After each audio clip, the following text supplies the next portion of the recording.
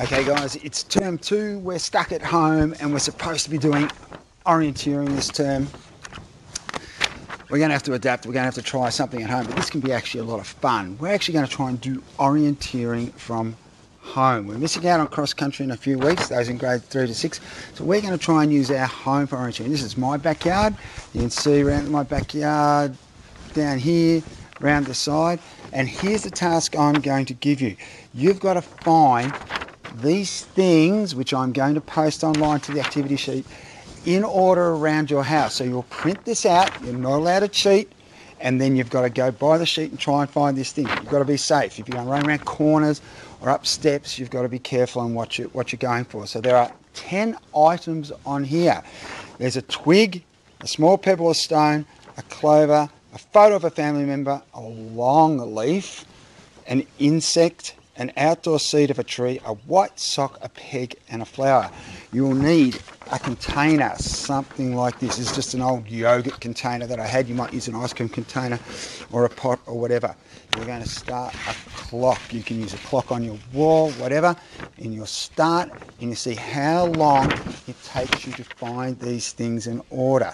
Now, sometimes you can make it pretty easy for yourself. You can go, okay, there is a leaf and there's a seed right next to it, but I want you to make it a bit harder. The idea is that we get our heart rate up a little bit and we're actually moving around the house without tearing through the house. You don't want to drive mum, dad, whoever crazy, because there are a couple of things inside, but you want to find those things in order.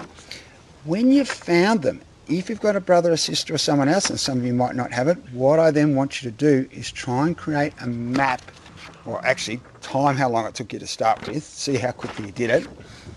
And then I want you to go the other way around. I want you to try and create a map.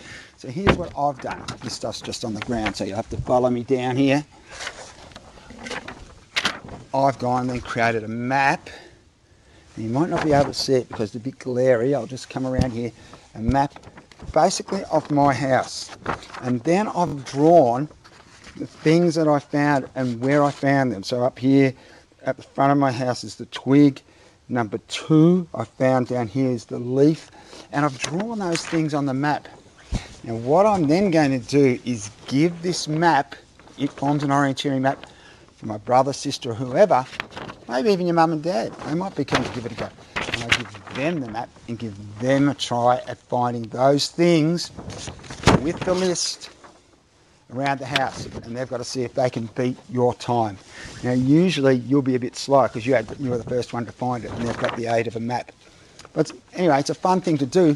They could go and do it themselves and create a map for you, and you can have a competition both ways. That's if you've got someone else in your household. If it's just you, try and find your list, create your map anyway, get your heart rate up. Remember, check it under here, see if you've got your heart rate up at the end, that you've actually had to move a bit. Okay, that's your activity for this week. Orienteering, all systems go. You gotta keep them separated.